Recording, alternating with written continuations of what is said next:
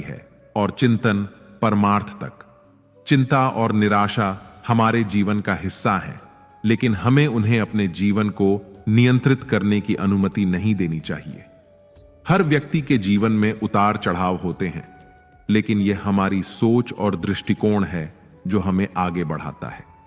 सकारात्मक सोच, लक्ष्य निर्धारण और ध्यान के माध्यम से हम अपनी निराशाओं को पार कर सकते हैं। याद रखें, जीवन एक यात्रा है जिसमें हमें आगे बढ़ते रहना है। कठिनाइयां आएंगी, लेकिन हमें अपने भीतर की ताकत को पहचानते हुए आगे बढ़ते रहना है। निराशा केवल एक क्षणिक स्थिति है और हमें इसे अपनी पहचान नहीं बनने देना चाहिए। चिंता हमारी मानसिकता और भावनाओं पर गहरा असर डालती है। जब हम चिंता करते हैं तो हमारा ध्यान और हमारे आत्मविश्वास में कमी आती है। चिंता करने से न केवल हमारे मानसिक स्वास्थ्य पर बुरा असर पड़ता है, बल्कि यह हमारे शारीरिक स्वास्थ्य को भी प्रभावित कर सकती है। इसलिए चिंता को नियंत्रित करना और सकारात्मकता की ओर बढ़ना आवश्यक है। कुरुक्षेत्र के युद्ध क्षेत्र में जब अर्जुन ने अपने सामने युद्ध लड़ने के लिए आए हुए अपने भाई बंधुओं, परिचितों, गुरुजनों को देखा तो वह भी चिंता में डूब गया, जिसके कारण वह अपने लक्ष्य से भटक गया, अपने उद्देश्य से भटक गया। तब भगवान श्री कृष्ण ने न केवल अर्जुन को बल्कि समस्त संसार को चिंता मुक्ति का एक दिव्य उपाय दिया, और वह उपाय था श्रीमद् भगवद गीता। श्रीमद् भगवद गीता के ज्ञान ने अर्जुन की चिंता का निवारण किया और उसे अपना निश्चित कर्म करने के लिए प्रोत्साहित किया। इसलिए कान्हा कहते हैं कि चिंता नहीं, चिंतन करो। जीवन को सकारात्मकता के साथ जीने की कोशिश करें और हर दिन एक नई शुरुआत के रूप में देखें। आपके भीतर जो शक्ति है वह किसी भी चुनौती का सामना कर सकती है। इसलिए हमेशा मुस्कुराते रहिए और आगे बढ़ते रहिए। ईश्वर जिन्हें ऊंचाई पर पहुंचाना चाहते हैं, उन्हें सबसे अधिक तकलीफ देते हैं, ताकि तकलीफ से लड़ते लड़ते वह मंजिल तक पहुंच जाए। हार मत मानो। उन लोगों को याद करो जिन्होंने कहा था तुझसे नहीं होगा। किसी भी परिस्थिति में भगवान पर से भरोसा मत उठने दो। वह रात में पेड़ की टहनियों पर सो रहे परिंदों को नहीं गिरने देता, तो तुम्हें कैसे गिरने देगा। बस भरोसा रखो, सही वक्त आने पर तुम्हें तुम्हारी उम्मीद से ज्यादा मिलेगा। आपके सपनों से किसी को मतलब नहीं है। सब अपनी तकदीर बनाने में लगे हैं, इसलिए किसी के भरोसे मत बैठना। अकेले चलने की हिम्मत रखना, धैर्य रखना, निराश मत होना, क्योंकि जिसने तुम्हें लिखा है वह ब्रह्मांड का सबसे बड़ा लेखक है। हम अक्सर लोग क्या कहेंगे यह सोचकर जीवन जीते हैं, लेकिन भगवान क्या कहेंगे, क्या कभी उसका विचार किया। कान्हा कहते हैं संस्कार हमारे जीवन का अनिवार्य हिस्सा है। अच्छे संस्कारों का पालन करके हम न केवल अपने जीवन को सार्थक बनाते हैं, बल्कि समाज में सकारात्मक परिवर्तन लाने में भी योगदान करते हैं।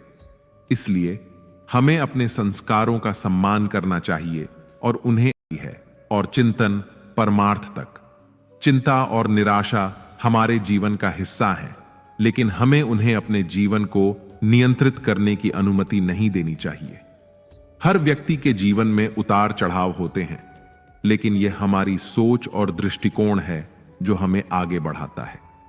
सकारात्मक सोच, लक्ष्य निर्धारण और ध्यान के माध्यम से हम अपनी निराशाओं को पार कर सकते हैं। याद रखें, जीवन एक यात्रा है जिसमें हमें आगे बढ़ते रहना है। कठिनाइयां आएंगी, लेकिन हमें अपने भीतर की ताकत को पहचानते हुए आगे बढ़ते रहना है। निराशा केवल एक क्षणिक स्थिति है और हमें इसे अपनी पहचान नहीं बनने देना चाहिए। चिंता हमारी मानसिकता और भावनाओं पर गहरा असर डालती है।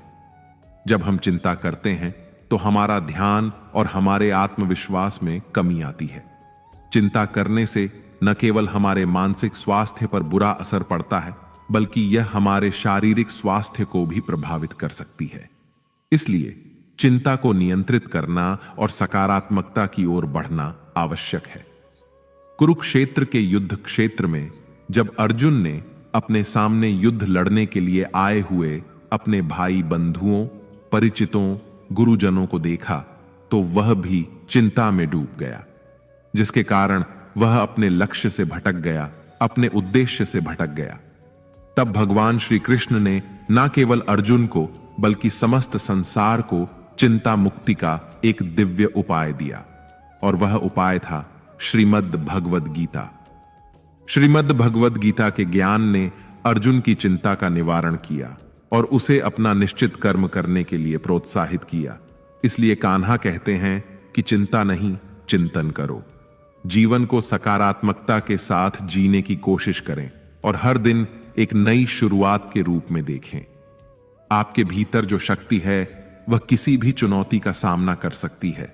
इसलिए हमेशा मुस्कुराते रहिए और आगे बढ़ते रहिए। ईश्वर जिन्हें ऊंचाई पर पहुंचाना चाहते हैं उन्हें सबसे अधिक तकलीफ देते हैं, ताकि तकलीफ से लड़ते लड़ते वह मंजिल तक पहुंच जाए। हार मत मानो। उन लोगों को याद करो जिन्होंने कहा था तुझसे नहीं होगा। किसी भी परिस्थिति में भगवान पर से भरोसा मत उठने दो। वह रात में पेड़ की टहनियों पर सो रहे परिंदों को नहीं गिरने देता, तो तुम्हें कैसे गिरने देगा। बस भरोसा रखो, सही वक्त आने पर तुम्हें तुम्हारी उम्मीद से ज्यादा मिलेगा। आपके सपनों से किसी को मतलब नहीं है। सब अपनी तकदीर बनाने में लगे हैं, इसलिए किसी के भरोसे मत बैठना। अकेले चलने की हिम्मत रखना, धैर्य रखना, निराश मत होना, क्योंकि जिसने तुम्हें लिखा है वह ब्रह्मांड का सबसे बड़ा लेखक है। हम अक्सर लोग क्या कहेंगे ये सोचकर जीवन जीते हैं, लेकिन भगवान क्या कहेंगे, क्या कभी उसका विचार किया? कान्हा कहते हैं संस्कार हमारे जीवन का अनिवार्य हिस्सा है। अच्छे संस्कारों का पालन करके हम न केवल अपने जीवन को सार्थक बनाते हैं, बल्कि समाज में सकारात्मक परिवर्तन लाने में भी योगदान करते हैं। इसलिए हमें अपने संस्कारों का सम्मान करना चाहिए और उन्हें इतनी शांत, नम्र और हंसती हुई क्यों होती है? गौतम बुद्ध के जीवन का एक सबसे बड़ा रहस्य बताना चाहूंगा, जिसे आपने समझ लिया तो आपके लिए जिंदगी जीना बहुत ही आसान हो जाएगा। सत्य और अहिंसा को अपने जीवन का आधार मानने वाले बौद्ध धर्म के स्थापक गौतम बुद्ध ने लोगों को सच्चाई के मार्ग पर चलने की शिक्षा दी और जीवों की दया करने के लिए कहा और पशु बलि की जमकर निंदा की। इसीलिए वो बहुत ही खुश रहते थे। फिर भी आपको जानकर आश्चर्य हुआ है कि गौतम बुद्ध की सभी मूर्तियां, सभी फोटोज नम्र और हंसती हुई होती है। अच्छा, चलो मैं आपको बता ही देता हूं। क्योंकि गौतम बुद्ध ने जिंदगी की सच्चाई को जान लिया था, जिंदगी में खुश रहने के रहस्य को उजागर किया था। उन्होंने अपने में से स्वार्थ को बिल्कुल ही निकाल कर रख दिया था और वर्तमान समय की सुंदरता में जीने लगे थे। हमें भी उन्हीं की तरह